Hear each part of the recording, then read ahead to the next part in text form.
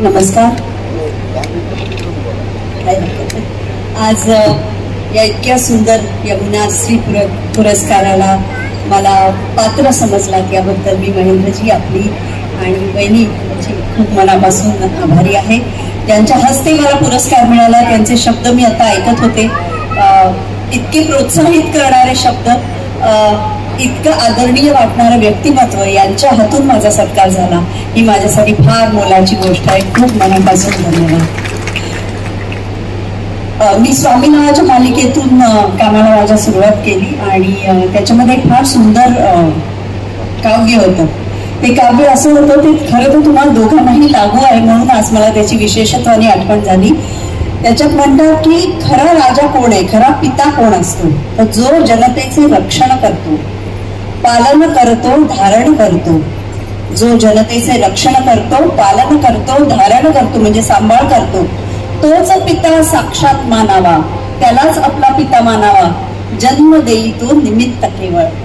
जो जन्मदाता असतो तो जन्म देतो, पण त्याच्या पुढे जो आपला सांभाळ करतो, जो पुढे आपल्याला प्रोत्साहन देतो, जो पुढे आपल्या पाठीवर हात ठेवतो आणि जो पुढे आपला हात धरून आपल्याला चालवत राहतो, तो खरा पिता असतो. आणि असे दोन पिता, आज एक सिनियर पिता आणि एक ज्युनियर पिता मला इथे दिसत आहेत.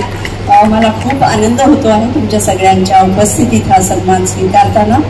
मी खरं सांगते की मी या गावात पहिल्यांदा आले आणि मी जेव्हा तो अटल सेतू मार्ग सोडून डावीकडे वळले, मला वाटलं अरे बापरे कुठे कार्यक्रम आहे काय माहिती. आता हे नाव तर मी कधी ऐकलं नाही गावाचं, पण मी आत आले आणि मला इतका आनंद झाला. इतकं सुंदर गाव आहे हे, इतकं सुंदर ठिकाण आहे आणि खरंच सुंदर सुंदर बंगले आहेत इथे.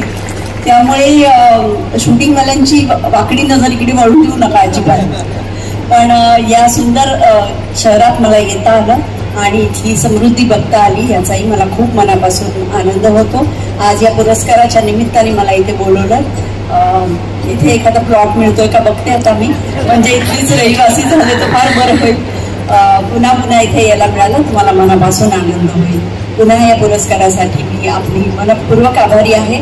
मी जे काम करते ते आपल्याला आवडतं, त्याची ही छोटीशी पावती आहे असं मला वाटतं आणि या पावतीबद्दल खूप मनापासून धन्यवाद.